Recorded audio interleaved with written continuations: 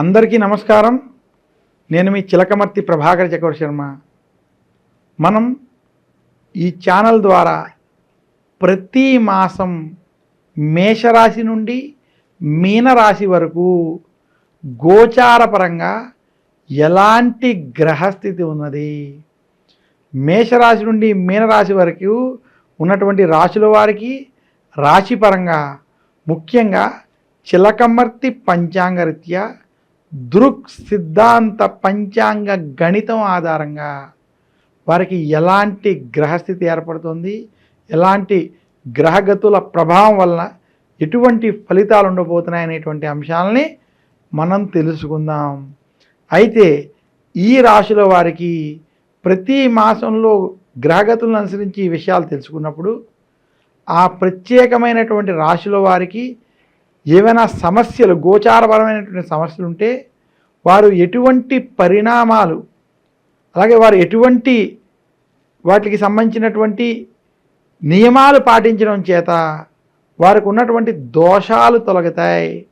అలాగే వారు అటువంటి నియమాలను ఆచరించి వాటిని పాటించడం వల్ల ఎటువంటి శుభ ఫలితాలు కలుగుతాయి అనేటువంటి అంశాలు కూడా మనం చిలకమర్తి రాశి ఫలితాలలో ఈ యొక్క కార్యక్రమాల్లో తెలుసుకుందాం. కుంభరాశి వారికి చిలకమర్తి పంచాంగరీత్యా దృక్ సిద్ధాంత పంచాంగ గణితం ఆధారంగా నవంబర్ మాసం 2024 సంవత్సరం ఈ రకమైనటువంటి గ్రహస్థితి ఉంది. కుంభరాశి వారు విశేషంగా ఏలినాటి శని, జన్మ శని ప్రభావంతో ఏదైతే బాధపడుతున్నారో వారికి గోచారపరంగా జన్మ రాశి యందు శని సంచారం, ద్వితీయ స్థానం వాక్ స్థానంలో రాహు, అష్టమ కేతు సంచారం. ఇంకా కుంభరాశి వారికి చతుర్థ స్థానంలో విశేషంగా బృహస్పతి సంచరించడం. కుంభరాశి వారికి ఈ మాసంలో లాభంలో శుక్రుడు, దశమంలో రవి, బుధుల సంచారం చేత కుంభరాశి వారికి ఈ మాసం కొంత మధ్యస్థ ఫలితాలు ఉన్నాయి. కుంభరాశి వారి ఎదుటి వారితో మాట్లాడేటప్పుడు, ఒకరి గురించి మాట్లాడేటప్పుడు ఆచితూచి వ్యవహరించాలి. వాక్ స్థానంలో రాహు ప్రభావం చేత మీరు మాట్లాడేటువంటి మాటల వల్ల కొంత ఇబ్బందికరమైనటువంటి పరిస్థితి, రాజకీయపరమైనటువంటి పరిస్థితులు ఎదుర్కొంటారు. అయితే శుక్రుడు, రవి, బుధులు కొంత ఈ మాసంలో అనుకూలంగా ఉండడం చేత ధనపరమైనటువంటి సమస్యలు, ఉద్యోగపరమైనటువంటి సమస్యలు కొంత అధిగమించేటువంటి స్థితి కనపడుతోంది. కుంభరాశి వారికి విశేషంగా నవంబర్ మాసం 2024 సంవత్సరం నిరుద్యోగులకి ఉద్యోగ ప్రయత్నాలు కొంత ఆలస్యమైన సఫలీకృతం అవుతాయి.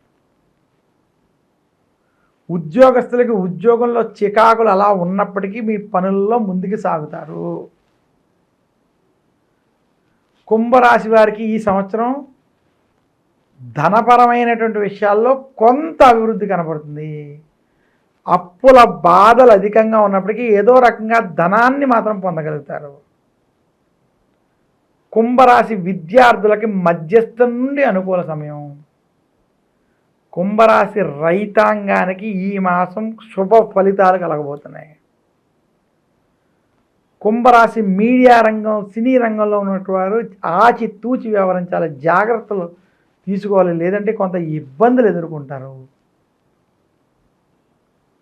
కుంభరాశి వారికి ఏలినాటి శని ప్రభావం చేత నరఘోష, నరదిష్టి వంటి కొంత అధికంగా ఉండేటువంటి స్థితి మాత్రం కనపడుతుంది.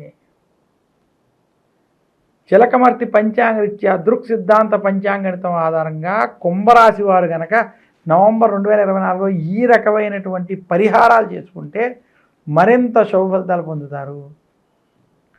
శనివారం రోజు స్నానం చేయడానికి ముందు ఉప్పుతోటి దిష్టి వంటివి తీయించుకోవడం, దిష్టి తీయించుకుని స్నానం ఆచరించడం మంచిది.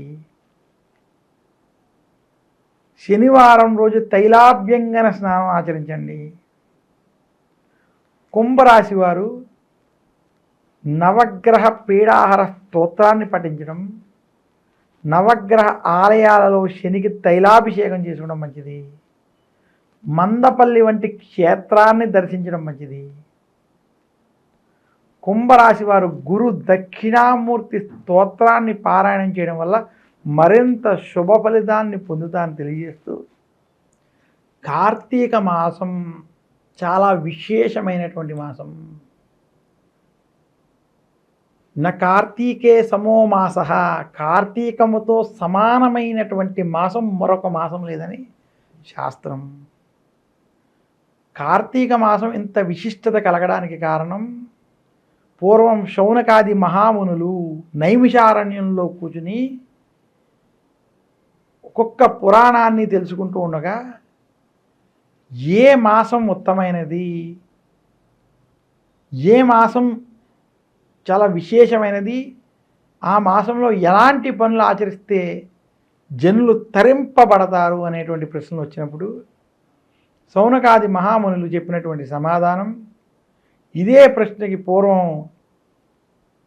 జనక మహారాజు కొలువుకి వశిష్ఠుడు ప్రవేశించినప్పుడు ఆ వశిష్ఠ మహారాజుని అనేక విధాలుగా సేవ వంటివి చేసినటువంటి జనక మహారాజు ఏ పని చేస్తే జనులకి పాపాలు నశించి పుణ్యము కలుగుతుంది, అతి త్వరగా పుణ్యాన్ని సంపాదించుకోవడానికి ఉత్తమమైన రహస్యాన్ని చెప్పమనగా వశిష్ఠుల వారు స్వయంగా కార్తీక పురాణాన్ని, కార్తీక మాస వైశిష్ట్యాన్ని జనక మహారాజుకి చెప్పినటువంటి విషయమే మనకి కార్తీక పురాణంలో చెప్పబడింది. అందుకనే కార్తీక మాసం చాలా గొప్పదైనటువంటి మాసం. ఇంకా ఈ కార్తీక మాసానికి ఉన్నటువంటి మరొక అంశం, శివకేశవులకి భేదము లేకుండా ఇద్దరిని పూజించేటువంటి మాసం. కార్తీక మాస శుక్లపక్ష పాడ్యమి, బలి పాడ్యమి రోజు మహావిష్ణువుని పూజిస్తాం. విశేషంగా బలి చక్రవర్తిని పేరును తలుచుకోవడం, అలాగే వామన అవతారంలో ఉన్నటువంటి విష్ణుమూర్తిని ఆరాధించడం. కార్తీక మాస శుక్లపక్ష ఏకాదశి రోజు సత్యనారాయణ స్వామి వ్రతాలు, విష్ణుమూర్తి ఆలయాల్లో ప్రత్యేక పూజలు వంటివి చేయడం. క్షీరాబ్ది ద్వాదశి వ్రతం అంటే తులసి మొక్కని లక్ష్మీదేవిగా, ఉసిరి మొక్కని శ్రీ మహావిష్ణువుగా ఇద్దరిని పూజించేటువంటి రోజు క్షీరాబ్ది ద్వాదశి రోజు. కార్తీక సోమవారాన్ని శివారాధనతో, ఈశ్వరారాధనతో మనం అభిషేకాలు వంటివి చేస్తాం. కార్తీక మాసం మొత్తం శివాలయాలలో అభిషేకాలు వంటివి ఆచరించడం, దీపారాధన వంటివి చేయడం విశేషం. ఎంతటి విశిష్టత ఉన్నటువంటి మాసం కార్తీక మాసం. ఇలాంటి కార్తీక మాసంలో ప్రతి ఒక్కరూ కనుక నవగ్రహాలను ఆరాధించినట్లయితే మామూలు మాసంలో కన్నా కార్తీక మాసంలో చేసేటువంటి దానికి విశేషమైనటువంటి పుణ్యం లభిస్తుంది. శనికి తైలాభిషేకం చేసుకోవడం, కుజగ్రహ శాంతులు, రాహుకేతు శాంతులు వంటివి కార్తీక మాసంలో చేసుకుంటే మరింత ఉత్తమమైన ఫలితాలు వస్తాయి. మేషరాశి నుండి మీనరాశి వరకు ఉన్నటువంటి వారు కార్తీక మాసంలో నవగ్రహ జపాలు, తపాలు, హోమాలు, శాంతులు వంటివి చేసుకోవడం వల్ల మరింత శుభ ఫలితాలు ఉంటాయని తెలియజేస్తున్నాను. కార్తీక మాసంలో ఆచరించవలసినటువంటి విషయాల్లో కార్తీక స్నానం, కార్తీక దానం, కార్తీక జపం, తపం, హోమం వంటివి, అలాగే కార్తీక దీపారాధన, కార్తీక మాసంలో దీపాలు వెలిగించడం వంటివి ఎవరైతే ఆచరిస్తారో వారికి కార్తీక మాస పుణ్య ఫలం లభిస్తుందని తెలియజేస్తూ అందరికీ మరొక్కసారి కార్తీక మాస శుభాకాంక్షలు తెలియజేస్తున్నాను. నమస్కారం. మీ చిలకమర్తి ప్రభాకర చక్రవర్తి శర్మ.